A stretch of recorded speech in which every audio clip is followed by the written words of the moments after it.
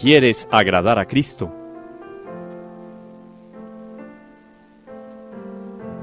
Sumérgete en María.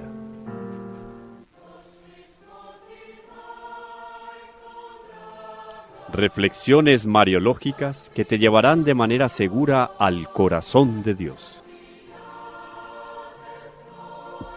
María, la hija predilecta del Padre.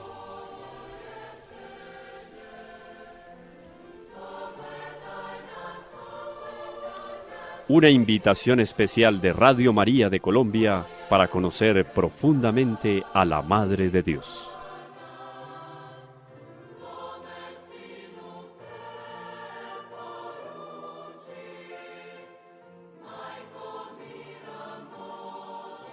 Un saludo muy especial para todos los que nos acompañan en este peregrinar hacia el Inmaculado Corazón de María.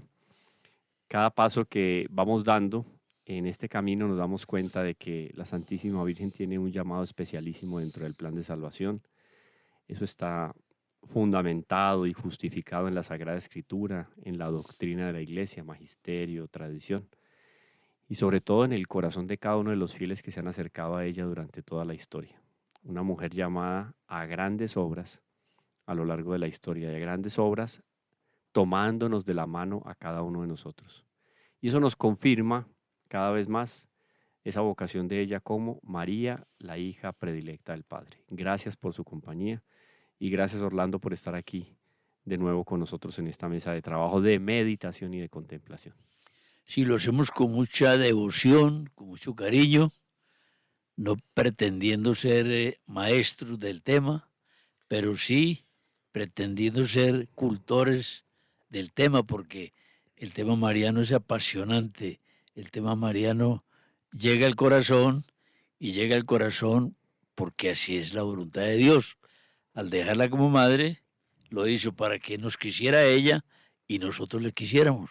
Así es, Orlando. Y tras bambalinas, tú hacías una referencia a una figura, un símil, con un padre de familia y con sus hijos. Yo creo que vale la pena que nos compartas acá. Por eso nos contextualiza, nos aterriza un poco y no nos quedamos en la doctrina como bien tenemos claro acá, sino lanzarnos más a la aplicación espiritual para los beneficios que cada uno puede tener en esta devoción con la Virgen. Sí, decíamos que María es madre de la humanidad, que los católicos la reconocemos como madre, pero no de manera exclusiva. El corazón de Cristo, al no nombrarla, sino consagrarla, Madre nuestra, porque una cosa es un título y otra cosa es una consagración. La consagró como mamá, en el sentido coloquial nuestra, es de las criaturas de Dios, ¿no? Para no hablar hijos en el sentido teológico a través del bautismo, pero de toda la humanidad, creyentes o no creyentes, detractores o amantes de la fe. María es madre de la humanidad. Y, y aquí hay una, llamémosla antioqueñada para los que no son de esta región. Antioqueñadas son salidas un poco chistosas. Una antioqueñada es que a quien más quiere una madre es al hijo calavera. Entonces, María siente una compasión especial por los pecadores, porque su oficio de mamá es traerlos hacia Jesucristo. Entonces, la redención de Cristo es para la humanidad, antes, en y después del acto redentor, porque Jesucristo redime es la humanidad del mundo de todas las épocas. Si hay alguna objeción teológica, te ruego nos ilustres. La redención de Cristo es para la humanidad de cualquier época, antes de él, durante él y después de él, históricamente hablando. Entonces, Cristo es el Redentor del mundo. María es la mamá de la humanidad. No sé, ahí sí me atranco por emplear un término coloquial, si la maternidad mariana solo se registra, se ejerce a partir de su existencia humana, o también abarcaría lo anterior, porque lo de Cristo sí, porque Cristo es hombre y es Dios. Yo iba pensando mientras ibas meditando, me parece muy interesante la contemplación y la especulación también en el sentido teórico, especular al respecto de eso que yo creo que tiene mucho de, ¿cómo podríamos decir? Algo de fe del carbonero, que lo llevamos en el corazón, es muy teológico, pero puede ser que no tengamos clara la doctrina. Pero como la fe es un don, Ah, sí. la fe nos ayuda a reconocer en la realidad aquello que es verdad. Y lo que tú has Sí, porque dicho, la fe supone la sí, razón. claro, van de la mano. Sí. Entonces, muy interesante lo que dices. Primero que todo, un ejemplo con aquello, comienzo con el final. Tú hablabas del efecto retroactivo, ¿cierto? De la redención. Obviamente, si Adán y Eva lograron convertirse o alcanzaron la conversión e hicieron penitencia, fue gracias a los frutos infinitos de la redención de nuestro Señor Jesucristo. La perseverancia de un Josué, etcétera, todo lo que tú quieras, esos efectos retroactivos. Es más, la santidad que la iglesia proclama, la práctica en grado heroico de las virtudes de algunos hombres y mujeres en el Antiguo Testamento, se hace efectivo gracias a lo conquistado por nuestro Señor en lo alto de la cruz. O sea, sí hay un efecto retroactivo. Ahora, la maternidad de Nuestra Señora tiene un efecto o también tiene una existencia en la antigüedad. Podríamos decir que de dos maneras, una pasiva y una efectiva o evidente. La pasiva es que por el hecho de tener efectos la redención en en el tiempo pasado a la vida terrena de nuestro Señor Jesucristo, o sea, tener efectos retroactivos, esos efectos retroactivos de la redención por conveniencia han tenido una participación en la maternidad divina de Nuestra Señora. Porque es a partir del sí de María que esa redención tuvo efecto retroactivo. Oído, no es que Dios haya quedado coaccionado a ese sí de María, pero la conveniencia del sí de María tuvo una repercusión en el ámbito temporal retroactivo. Sí, señor. O sea, abro comillas, Moisés bien podría agradecerle a la Santísima Virgen por haber dicho sí, porque por ese sí de María él obtuvo la gracia para llevar la bandera delante del pueblo de Israel, la bandera y el liderazgo espiritual, su perseverancia, etcétera, etcétera. O sea, en ese ámbito es efectivo el papel retroactivo de esa maternidad. Pero además, místicamente, se evidencia en el Antiguo Testamento que la Santísima Virgen ya estaba presente en el corazón de muchos hombres. Isaías, cuando Isaías habla de Belén, cita todo el contexto en el cual se va a dar la encarnación del Verbo, habla de una doncella, etcétera. O sea, él no solamente se le aparecieron unas letricas en el sueño o vio dibujado en una pared, no. Él tuvo una experiencia mística de la madre del Mesías y después lo consigna en sus textos. O sea, había una presencia de la Santísima Virgen en el Antiguo Testamento. Y eso sería bonito, por ejemplo, si alguien que está aquí dedicado a la academia o etcétera, yo no sé si alguien conoce a algún autor, porque me dejas con la incertidumbre de entrar a investigar sobre este tema que me parece muy bonito, la presencia mística de María en el Antiguo Testamento. Porque es evidente, lo que escribe Isaías no lo escribió porque recibió un correo electrónico, una carta, leyó un libro, se imaginó.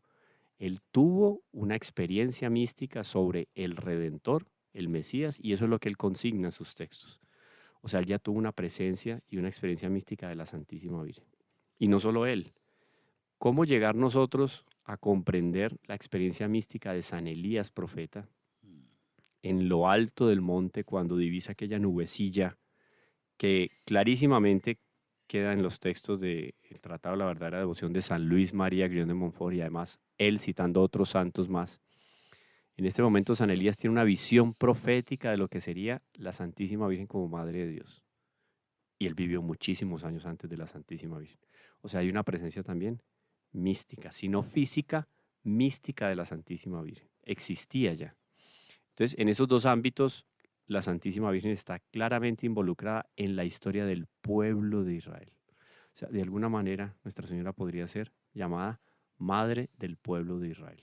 Pueblo de Israel que en ese momento no es iglesia, es una prefigura de la iglesia. Pero la Santísima Virgen también, en ese contexto histórico del Antiguo Testamento, podemos involucrar ahí a varios personajes. Adán y Eva, ¿cómo no considerarse hijos de la Santísima Virgen? Y no hacían parte del pueblo de Israel. O sea, no existía el pueblo de Israel. El mismo Abraham, patriarca, nuestro padre en la fe. Él, nuestro padre en la fe, no tuvo una madre llamada María. Seguro él en sus contemplaciones, si en algún momento se encuentra con la Santísima Trinidad, como es aquella visión de los tres ángeles, los tres hombres que llegan a visitarlo, que es una presencia, digamos, sobrenatural de la Santísima Trinidad, ¿no habrá tenido él algún encuentro místico con, por lo menos, no que la Santísima Virgen se le haya aparecido, sino que él haya tenido una experiencia mística que le hiciera comprender el papel de la Santísima Virgen? Yo diría que muy seguramente la tuvo. Él y otros hombres en el Antiguo Testamento. Que otros pocos lo dejaron consignado es diferente. Entonces, esto es muy bonito, esa presencia mística de la Santísima Virgen en el Antiguo Testamento. De tal manera que cuando los ángeles fuera del tiempo, en su contexto, el Evo, como bien lo llama Santo Tomás de Aquino, que sería algo a manera de tiempo para los ángeles, cuando los ángeles en nuestro Antiguo Testamento contemplan la historia de los hombres y ven todas esas experiencias místicas de estos hombres, ellos también se van formando una idea de lo que va a ser la Madre de Dios, porque ya tuvieron una primera revelación. También es un tema que trata, digamos que más contemporáneamente el padre Fortea da algunas líneas en ese sentido. Monseñor John Scoctamilio Cladías, de feliz memoria, también habla clarísimamente sobre eso. El mismo doctor Plinio Correa Oliveira, el gran pensador brasileño, dejan claro que, y otros muchos teólogos, dejan claro que la gran batalla que se da en el cielo entre los ángeles y que define el perfil de algunos como demoníaco, o sea, se definen ellos en su personalidad como demonios, como seguidores de Satanás, es a partir de la revelación que Dios hace, no solo de la encarnación, sino de la maternidad divina. Hay dos situaciones, Camilo, al respecto de esto, pues que va surgiendo porque no estaba en el tema, Sí, ¿no? yo tengo otro libreto acá, pero bueno, no. Sí, pero es que las cosas de mi Dios no son estáticas, abre el pensamiento. Y son dos situaciones. Una, en el Antiguo Testamento, a ver, el Antiguo Testamento apunta a una centralidad. Es la llegada de un Mesías. Es decir, el pensamiento del Antiguo Testamento, de todos sus personajes, pues, presenta un ambiente de espera. Pues, hay un Mesías que vendrá, ¿no? Bueno, ese Mesías que vendrá, ellos lo prefiguran como en realidad es un Mesías, una persona, un hombre. No irían a pensar que aparecería por allá en el desierto como, o caería del cielo como un ovni. No, iba a tener una madre. Tan es así que las mujeres de Israel, como pueblo, todas querían ser la mamá del Mesías. O sea que la madre del Mesías, sin que ellos lograran ubicar la personalidad ni las condiciones pues excelsas, ubicaban ese Mesías hijo de una mujer. Y qué bueno que esa mujer fuera yo, pensaban las muchachas de la época, ¿o no? Bueno, entonces, Sí, no, y es verdad porque era una aspiración vocacional. claro, pero también era una prefiguración de una que sería madre. O sea que ahí vamos viendo la presencia de María de alguna manera en el Antiguo Testamento. Bueno, y pues se nos vino un pensamiento contar una anécdota. Conocimos de alguien, no lo conocimos personalmente, sí, conocimos de alguien que se convirtió del protestantismo al catolicismo por una reflexión lo más de lógica, hombre. No es un teólogo, no, es una persona de buena voluntad que cree y creía en Jesucristo, pero aparte de su nexo con María. Y el hombre llegó a esta conclusión, cosas del Espíritu Santo, ¿no? Y hombre, ¿cómo así que nosotros, en nuestra denominación, en nuestro credo, hablamos tanto del Antiguo Testamento, mantenemos la Biblia y hablamos de Isaías, hablamos de Jeremías, hablamos de Moisés, y no estamos hablando de una mujer que está prefigurada en el Génesis, y no estamos hablando de la mamá de Jesucristo, que es nuestra adoración? Jesucristo es nuestra adoración. Y hablamos de una cantidad de profetas y predicamos, mire lo que dice Isaías, mire lo que dice Ezequiel, y no estamos hablando de la que fue mamá de Jesucristo. Esto es una cosa muy rara, porque la mamá de Jesucristo pues debe tener una importancia definitiva mucho más que la de estos ilustres profetas. Llegó al catolicismo por eso. ¿Cómo se Increíble. omite hablar de la mamá O sea, llegó por no escuchar de la Virgen, por no escuchar de la Virgen? por no escuchar de la Virgen. Mire usted, y es un camino válido. Sí, no, y absolutamente teológico también, porque cuando el Evangelio habla, esas frases conocidísimas de nuestro Señor al respecto de la Santísima Virgen que consignan los evangelistas, todo aquello lo guardaba, o María guardaba todas esas En cosas en su su corazón, corazón, o contemplaba todas esas ey, cosas en su corazón, más bien, más que guardar claro, era contemplar. contemplaba. La primera criatura en hacer ejercicio profundamente teológico y especulación teológica fue la Santísima Virgen. O sea, no es solo madre y reina de los profetas, madre y reina de los apóstoles, madre y Ujú. reina de la iglesia, etc. Nuestra Señora es teóloga por excelencia, porque cada una de las manifestaciones, o sí, manifestaciones públicas, por decirlo así, en esos 3 años de la vida de nuestro Señor, la Santísima Virgen con ese contemplar, escuchar y meditar, en el fondo iba elaborando esto va a sonar un poco técnico, pero ella iba elaborando todo un corpus Sí, teológico sí, sí, sí, sí, en su inconmensurable e inefable sabiduría. claro. O sea, la Santísima Virgen tenía una comprensión profunda y profética de cada uno de los actos realizados por nuestro Señor Jesucristo. Por eso, en las bodas de Caná, cuando Nuestra Señora se queja de que no tienen vino, la intención de Nuestra Señora no es ni muchísimo menos, podrá ser en la 10ª posición, pero la intención primordial de la Santísima Virgen era estar presente cuanto antes en la consagración del pan y del vino. O sea, hijo mío, llegó el momento. La Santísima Virgen quería comulgar sacramentalmente a nuestro Señor Jesucristo. Ella ya había tenido la experiencia 9 meses dentro Ujú. de sí a la segunda persona de la Santísima Trinidad asumiendo la naturaleza humana.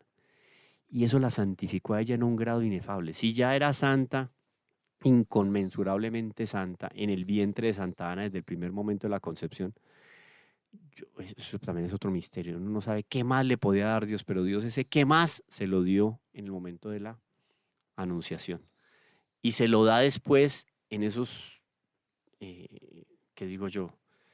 Me acuerdo guardando las debidas proporciones, lo que se llama el golpe del hormiguero en Santa Laura Montoya, que ella dice que a partir de ese Claro, golpe del hormiguero, que fue sí, una sí, gracia mística, sí, sí, ella después lo que escuchaba de doctrina era simplemente como un recordar, dice la Santa Madre Laura, o sea, ella recibió un don de la sabiduría infuso de claro, una sí, manera muy, sí, muy profunda. sí, Imaginemos lo que era la Santísima Virgen viendo la curación del leproso Orlando. claro, claro, es indudable. O sea, nuestra Señora no veía solo el milagro físico, donde a veces nos quedamos No, nosotros. Ella veía toda la repercusión que eso tenía en el ámbito sobrenatural, preternatural, y cómo eso le dolía al demonio y preparaba el camino para que esa alma que había recibido el milagro de la curación se preparaba para la santificación. Nuestra Señora ya la veía santificada, de tal manera que el trato que Nuestra Señora tenía con cada uno de ellos, apóstoles y discípulos, era como si ellos hubieran llegado al máximo grado de santidad, porque en el fondo, en el convivio con la Santísima Virgen, lo que uno sentiría en cada momento, permanentemente, sería un llamado de la Santísima Virgen a ser más semejante a nuestro Señor Jesucristo y alcanzar la santidad. Ese sería el incentivo permanente de Nuestra Señora. Entonces, cuando tú hablas de esa maternidad de Nuestra Señora, que va más allá de los hijos de Dios, que a partir del bautismo dentro de la iglesia, o por algún caso particular y extraordinario fuera de la iglesia, recibe el bautismo y se hace efectiva esa filiación con respecto a Dios Padre, la Santísima Virgen va más allá, claro, porque ella inclusive del el pagano, el no creyente, el ateo, el crápula, Nuestra Señora está pidiendo por ellos, porque llegará un momento en que a partir de la ley natural, la conciencia, etcétera, Dios va a juzgarlos y va a juzgarlos en vida, va a ser un juicio, digamos, un encuentro personal con Él en vida o en el momento de la muerte. Será la gran prueba a ver qué Claro, camino van a tomar en la eternidad. claro, claro. Y ahí está Nuestra Señora. Ella no se va a mantener al margen de la historia. No, hay una situación, Camilo, si estamos entendiendo tu pensamiento sobre el ansia de María por comulgar. En este sentido, y uno habla de estas cosas con mucho temor y reverencia. ¿Por qué eso? Porque miremos, María tuvo el desarrollo gestacional de Jesucristo dentro de sí. Ella, dentro de sí, tuvo a Jesucristo sustancialmente, permanentemente y hasta el día de darlo a luz. Cuerpo, sangre, alma y Y divinidad. divinidad. No bajo las especies eucarísticas, Pero él, pero Él, claro, sí, Él ahí, claro. sí. Entonces, pues puede suceder que este pensamiento sea válido, espero que lo sea.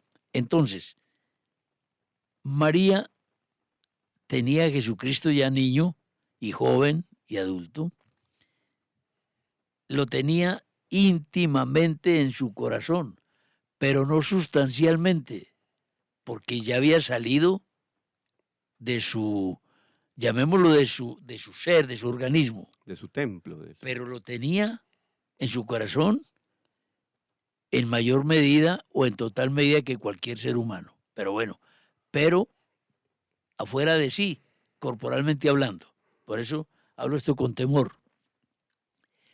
¿Cuándo lo volvería a tener María dentro de sí? Y esto es una situación eucarística. ¿Cuándo lo volvería a tener dentro de sí misma? Al volver a comulgar. Claro. Al comulgar. Tal cual, sí, Entonces, tal cual. Pasa que Nuestra Señora seguramente hizo comuniones espirituales. las que quiera. Y la comunión, una Ah, comunión no hizo espiritual, varias comuniones, no todas, claro, y que, claro, sí, permanentemente. hay santos Sí, sí, eucarísticos que hacían comuniones espirituales no sé cuántas veces al día. sí. O sea, Nuestra Señora tenía una permanencia eucarística en el siguiente sentido. Antes de la última cena, qué interesante, este otro tema muy interesante, acabo de anotarlo para reflexionar más al respecto, pero podemos contemplar dos momentos en los cuales Nuestra Señora tiene presencia eucarística. Tres momentos. Ajá. La presencia eucarística que tú señalas en un primer momento, cuando eucarística, no bajo las especies del pan, pero manteniéndose la sustancia. 9 meses. Claro, 9 meses. El primer momento. Claro. La primera comunión de Nuestra Señora. Después, yo no diría que las comuniones que ella hace espirituales, yo diría la permanente comunión espiritual en la cual la Santísima Virgen permanece hasta el momento de la última cena. Claro. Que la última cena Y permanente comunión espiritual también de San José, de San José, que no lo hablaríamos saquemos de de eso. ahí. Sí, yo lo pongo ahí con todas las letras, no hay ningún problema porque segurísimo era así. Sí. Luego comulga su primera comunión, la primera comunión de la Santísima Virgen, ese día jueves, cayendo la tarde, última cena. La primera comunión de ella, la primera comunión, San José, no tenemos noticias, pero muy posiblemente se fue sin hacer su primera comunión. La comunión de él fue espiritual.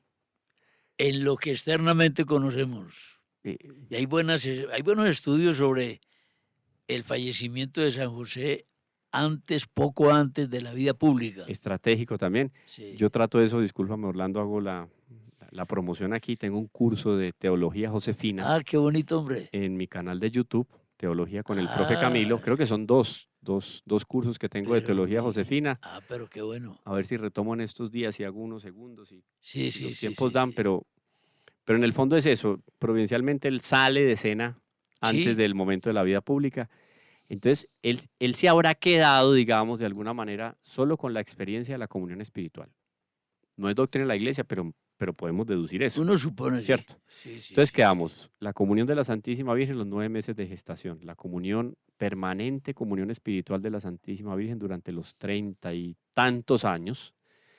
Y después, a partir de ese momento en que la Santísima Virgen comulga en las especies, oído, está comulgando ya y es una Eucaristía tal cual como nosotros la recibimos hoy en la celebración de la Santa Misa. Pero las especies dentro de ella no tienen ningún tipo de corrupción y mucho menos la presencia eucarística de nuestro Señor. Por lo tanto, porque oído, esto es un principio también, en el pan y en el vino permanece la presencia eucarística mientras el pan es pan y el vino es vino. O sea, si en una hostia, si yo cojo una hostia consagrada, la coloco en agua y se diluye, al diluirse la hostia y dejar de ser pan, no hay presencia. Sí, cuando ya la materia no es apta, ya no está la No hay presencia. presencia. Pero entonces, en el interior de Nuestra Señora, en el interior de Nuestra Señora, en el interior de Nuestra Señora se mantuvieron las especies del pan y del vino, por lo tanto se mantuvo la presencia eucarística. Nuestra Señora por eso es llamada Madre de la Eucaristía, porque en ella la presencia eucarística fue permanente a partir de esa primera comunión en la última cena. ¿Qué pasó entonces en la primera misa celebrada por el Colegio Apostólico? Algunos dirán, esa primera misa la habrá celebrado San Pedro por tener el primado, por ser el primer papa, o él la habrá podido delegar a San Juan. No pongamos el contexto de la concelebración que se vive hoy, porque era un contexto, digamos, muy primigenio dentro de la iglesia. El caso es que en la siguiente misa que se celebró después de esa primera misa, que fue la de Nuestro Señor, la Santísima Virgen vuelve y comulga, y en el interior de ella se renuevan las especies eucarísticas. O sea, ella tiene una permanente comunión eucarística. Y en esa primera comunión de ella, en esa primera misa, de tal manera permanecen el pan y el vino y la presencia eucarística de nuestro Señor, que por eso este acontecimiento de la presencia eucarística se liga y se une íntimamente a lo que significa la corredención de la Santísima Virgen. Porque todo aquello que sufre nuestro Señor Jesucristo en cuerpo y alma, en la pasión y muerte, Nuestra Señora, la Santísima Virgen, lo vive en su interior. Porque dentro de ella, como en un sagrario, vive la Eucaristía, o sea, vive la presencia real de nuestro Señor Jesucristo. Esto es un acontecimiento invaluable e inefable dentro de la Mariología y dentro de la doctrina de la Iglesia. Porque entonces la Santísima Virgen es la criatura que mayor posibilidad ha tenido a lo largo de la historia de acompañar la pasión de nuestro Señor Jesucristo. Una pequeñísima y veloz interrupción a esa disertación a esa meditación tan cercana, tan comprensible que has hecho. Se discute hoy la corredención, pero uno se atrevería a pensar lo siguiente. Es lógico que Jesucristo, hombre y Dios, no necesitaría de nadie para la redención de la humanidad. Pues es lógico, ¿no? Pero la corredención podría admitirse no en un sentido teológico. Piensa uno, porque quien valió, quien tuvo el precio redentor, quien pagó el precio, quien tenía el aval, era precisamente Jesucristo, 100 a 100, pero tuvo una asociación de parte de María en el sufrimiento como ninguna persona fuera de María podría haberla tenido, porque María sufrió minuto a minuto el proceso de redención de Jesucristo para nosotros. Una pequeña pausa y ya regresamos con ustedes.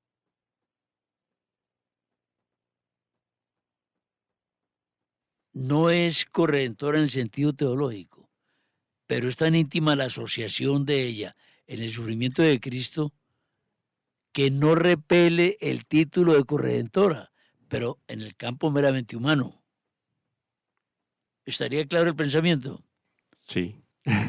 Sí, Aunque no pero compartido. no, es que está claro porque es que es muy sutil, muy sutil. Muy sutil el hecho de que Dios no necesita, ni necesitó, ni necesitará ni de la Santísima Virgen, ni de Claro, ninguna criatura. así es. Primero, nosotros somos contingentes. Dios es un ser necesario, nosotros somos seres contingentes. El Así ser es. necesario no necesita de nadie. El ser contingente necesita de todo, especialmente y profundamente de Dios. Sin Dios, o sea, no solamente necesitamos de Dios, sino que sin Dios no existimos. Porque ontológicamente hablando, o sea, en lo más profundo del ser humano, lo que da la existencia es la presencia de Dios. No existimos ni existiría la creación. Ni existiría la creación. Así. Porque el acto de la creación es un acto de amor de Dios externo a Dios, ¿no? Pero se hace en Dios, porque en Él vivimos, nos movemos Claro. y existimos. Ahora, Dios, por ser necesario, un ser necesario, no necesita de nadie, no necesitó de la Santísima Virgen, pero fue oído la palabra que utiliza la iglesia y que digamos que la implementa mucho en sus textos, la escolástica, Santo Tomás de Aquino. Ujú.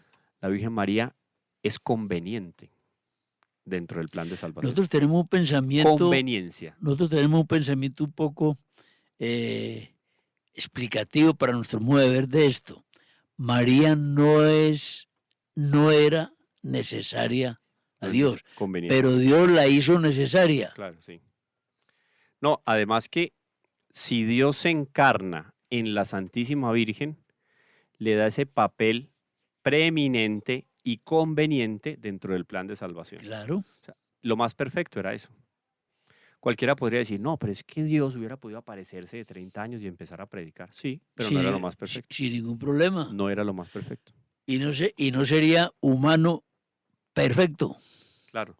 Yo quiero aquí, con el asunto que tú estás tocando, creo que inclusive,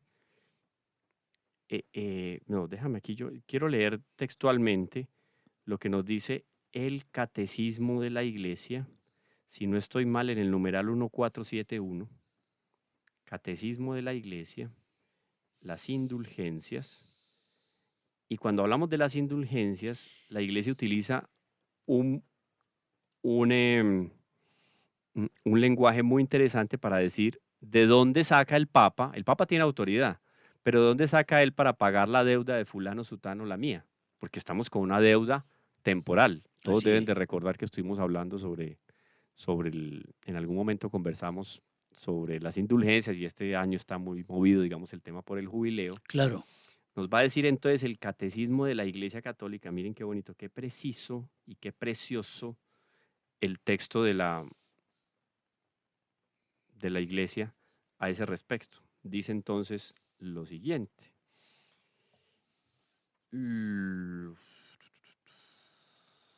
Aquí, la comunión de los santos, las penas del pecado, la indulgencia. Esto viene a partir de las indulgencias son el numeral 10, el 1471. Del catecismo. Del catecismo, oído. La indulgencia, esto es del documento de la Constitución Apostólica de Pablo VI, si no estoy mal, año 67, la Indulgentiarum Doctrina, donde digamos que actualiza la doctrina sobre las indulgencias, el Papa San Pablo VI. Abro comillas, ¿qué dice él? Lo cita el Catecismo en el numeral 1471. La indulgencia es la remisión ante Dios de la pena temporal por los pecados ya perdonados en cuanto a la culpa, que un fiel dispuesto y cumpliendo determinadas condiciones consigue por mediación de la Iglesia, la cual, la Iglesia, como administradora de la redención, distribuye y aplica con autoridad, oído, ¿qué aplica con autoridad? ¿De dónde saca el dinero, la plática espiritual? ¿De dónde saca los bienes espirituales para pagar? Aquí dice, y aplica con autoridad el tesoro de las satisfacciones de Cristo y de los santos. Absolutamente hablando, uno diría, pero se pasó. Pablo VI, ¿para qué dice los santos? Con las satisfacciones de Cristo es suficiente. Pero es que el tesoro no es solo las satisfacciones de Cristo. Al tesoro de las satisfacciones de Cristo, o sea, la conquista de nuestro Señor Jesucristo en la redención, se une lo que los santos han conseguido y conseguirán, las almas piadosas inclusive, porque son todos esos méritos que van y acompañan los méritos y las satisfacciones infinitas de nuestro Señor Jesucristo. No tendría objeto cualquier sacrificio de una persona, sino en cierto modo enriqueciera ese depósito, ese tesoro. De los méritos. Claro. Son méritos infinitos de nuestro Señor Jesucristo, las satisfacciones de Jesucristo Cristo. nunca te va a decir, vea, usted sacrificó mucho por sus hermanos, pero usted no necesitaba eso, no, basta conmigo, no. Es que nos hizo... No, también corredentores. Es que no tengamos miedo de utilizar la palabra. Primero, no hay una condenación explícita porque no hay una doctrina clara a ese respecto. Pero es deducible. Somos, de alguna manera, de una corredención también en la práctica de la virtud y en los méritos que se alcanzan. Es que si la oración tuya no tuviera una eficacia ante Cristo, entonces sería el engaño de los engaños, ¿no? Porque el sacrificio que hace Camilo por una persona para que se alivie o para lo que sea, es de naturaleza corredentora. No, lo que nos dice el Sí. jubileo, lo que nos dice el decreto del Claro. 13 de mayo del 2024 sobre las indulgencias. Cuando yo recibo una segunda indulgencia en el día, la puedo aplicar como sufragio a las almas del purgatorio. Son mis méritos. Exactamente. O sea, yo usé mis méritos. Uno diría, pero ¿para qué si están los de Cristo? Cristo quiere que nos asociemos a su plan de salvación de esa manera. Claro, en el campo humano, por ejemplo, aunque nos salimos del renglón, Ya lo va a conectar, es que del renglón teológico que No, traíamos. ya está. Hombre, un señor gerente de una empresa, amigo de uno, oíste, hombre, ¿por qué no le das un puesto a fulano de tal, hombre, que está necesitado y tal cosa? Pues decirle que venga. Entonces, ese que obtuvo el puesto, lo obtuvo por un mérito, por una concesión, por una influencia, Por una mediación. por una mediación es más propio de uno que habló tercero, por él. claro. O sea que la mediación de uno Es efectiva. es efectiva. Entonces, mi Dios no nos Y sin tu mediación no hubiera alcanzado el trabajo. no hubiera alcanzado. Entonces es meritoria. Mi Dios no nos puso a perder el tiempo a orar por los demás. Entonces volvemos a lo mismo. Repito, esta doctrina que está sustentada por la tradición, el magisterio y la escritura, Sí, dice, el tesoro de las satisfacciones de Cristo y de los santos. ahí está. En esos santos eso sí es por doctrina, tenemos que colocar en un primer lugar a la Santísima Virgen y a San José. Claro.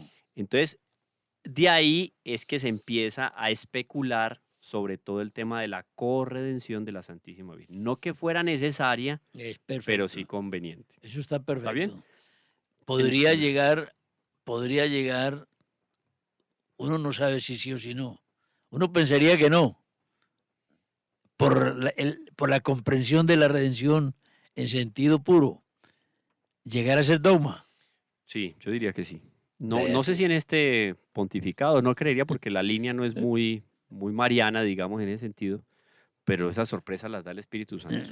Muy mariana no, sino muy Es más estudiosa social, teológicamente. Es más social que teológica. Porque nuestro Papa es sumamente mariano, es mariano de corazón tremendamente. Pero el pontificado no ha tenido, Pues no ha tenido una línea, sí, digamos, de evangelización en ese sentido, todos o pastoral los- en ese sentido, no, sí, es más todos social. los papas hacen relevancia en ciertas líneas. Claro. Sí, es verdad. Entonces, pero es el Espíritu Santo el que sopla, pues ahí Él sí es no el que hay. manda.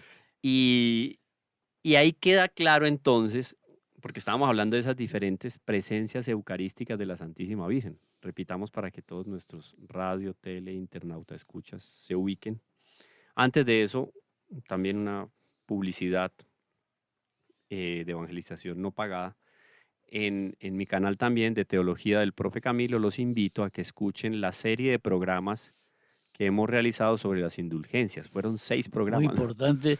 Y 6 programas. hicimos aquí en nuestro programa diario, a través de una emisora local católica, hicimos programas sobre las indulgencias con muy buen resultado porque hubo mucha consulta posterior. Fueron programas de 20 minuticos, o sea, yo me lo puedo Sí, escuchar sí. mientras espero el metro y después cuando llego del metro. O sea, en Mu- 2 días me escucho todos Muy los, importante, me muy escucho todos importante. los programas. Entonces, bueno, para que nos ubiquemos en todo el sentido de lo de las indulgencias. Pero el caso es que veníamos hablando de las presencias eucarísticas en Nuestra Señora. Sagrario, la Santísima Virgen, 9 meses. En ella se concibe eh, y se hace realidad ese milagro de la encarnación y permanece 9 meses en gestación. Después, toda la vida con esa permanente comunión espiritual que hace la Santísima Virgen hasta el momento de llegar a la última cena, comulgar por primera vez, mantener dentro de sí la presencia eucarística, la cual se renovaba a medida que ella iba comulgando, y misterio de misterios. ¿Cómo queda la presencia eucarística en la Santísima Virgen cuando ella sube a los cielos en cuerpo y alma? Antes de ese episodio tan sumamente profundo, María, después de la resurrección de Cristo, comulgó Claro, y comulgó en manos de de los los apóstoles, apóstoles. sí, Eso es un misterio. claro, y debe haber comulgado, lo debe haber hecho. Inclusive a ese respecto hace referencia Ana Catalina Emmerich, la beata Ana Catalina Emmerich, entre otros místicos, sobre la vida eucarística de la Santísima Virgen. Claro, si alguien había en la primera comunidad cristiana que le hiciera propaganda y evangelizara a partir de la devoción eucarística fue Nuestra Señora. Claro, pues nadie más, nadie con más amor a la Eucaristía que Nuestra Señora. Y ella incentivaba a los apóstoles. Usted emplea un término muy pesado, propaganda, diríamos apostolado. Apostolado, Sí. sí. Porque la Santísima Virgen se movía aquí y allá. O Pero te sea, parece muy bonito la humildad de María recibir de un pecador, atención, sí. de un pecador, Un Pedro que había negado. lo que ella recibió directo del cielo. Eso es un misterio y encierra un compendio de Pero, humildad. pero sí con todas las letras, Orlando y queridos oyentes, con todas las letras, la Santísima Virgen comulgó varias veces después de la ascensión de nuestro Señor Jesucristo. Ahora, el misterio está, otro tema que debemos de tratar en algún momento, ¿cómo queda aquello de la presencia eucarística en María en el momento en que ella entra a los cielos? Tremendo misterio, ¿no? ¿Mm? ¿Quién nos resuelve eso? Necesitaríamos unas luces medio escolásticas de Santo Tomás de Aquino, de San Agustín, de San Juan de Ávila, de otros místicos más. Pero el caso es que queda en evidencia la vocación inédita de la Santísima Virgen dentro del plan de salvación. Pero tendrías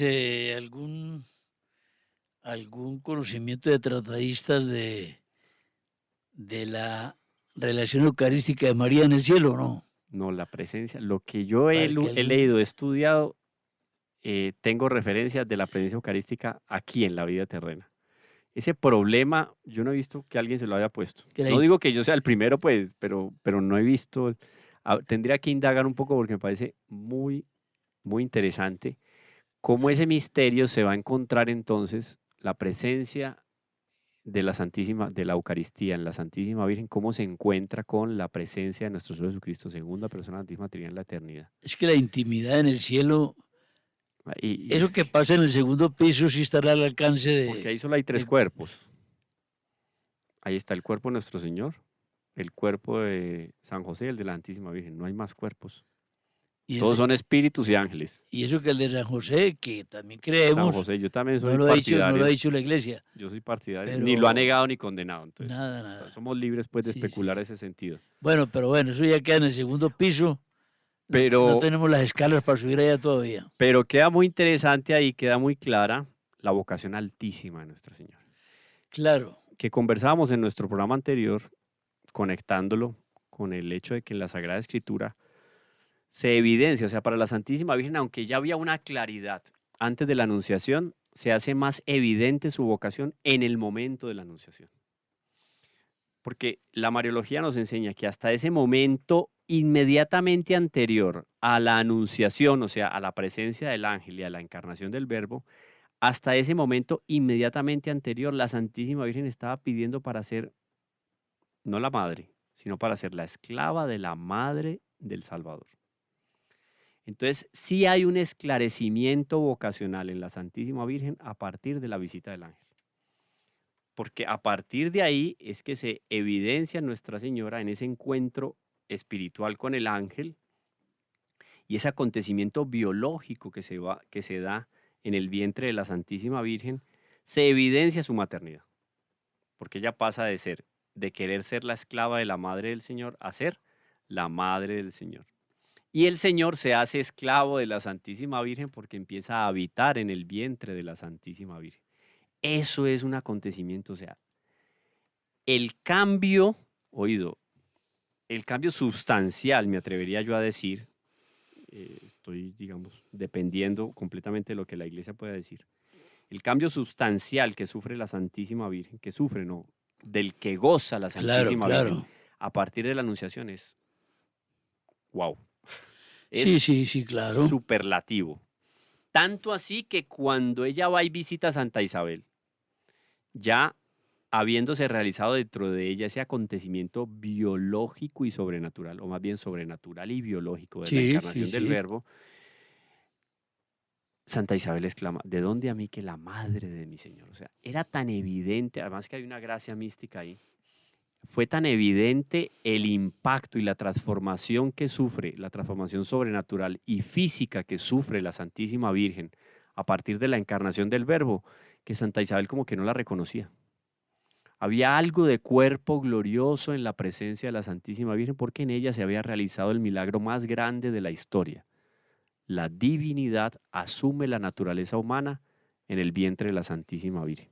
Entonces, muy interesante esta consideración de la grandeza que asume la Santísima Virgen a partir del momento del encuentro con el Arcángel San Gabriel y del acontecimiento sobrenatural y biológico que sucede en su vientre. Y la Santísima Virgen tiene una mayor claridad sobre su vocación. Eso es indudable.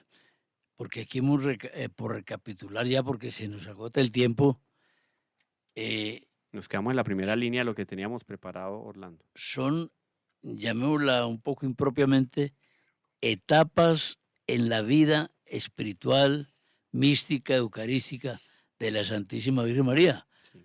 Porque una cosa es cuando ella tiene en su vientre sustancialmente al Dios hombre, y otra cosa es cuando ya lo tiene fuera de sí misma, de su cuerpo, En sus brazos. en sus brazos, pero ya externamente. Ya la comunión espiritual es intensa en ella. Y otra cosa es el ansia de volver a comulgar, lo que nos dijiste, porque ella quería apurar la hora en las bodas de Caná, volver a comulgar para volverlo a tener dentro sustancialmente. Vea, esas son cosas mayores que el Espíritu Santo nos ayude a, pues, ¿a qué? A discernir. A discernir. Esa es la Pero para palabra. eso, Orlando, Pero no son especulaciones por ahí, pues, atrevidas o profanas. No, no.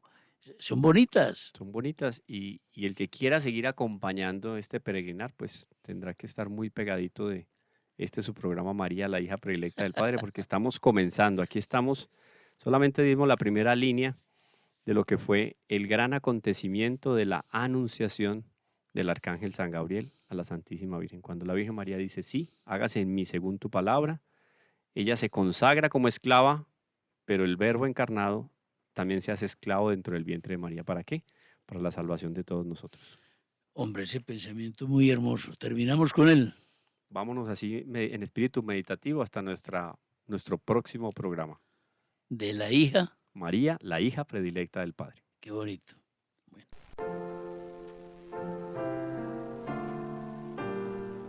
¿Quieres agradar a Cristo?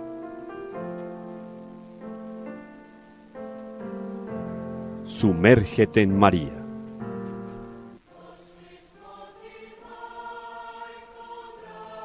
Reflexiones mariológicas que te llevarán de manera segura al corazón de Dios. María, la hija predilecta del Padre.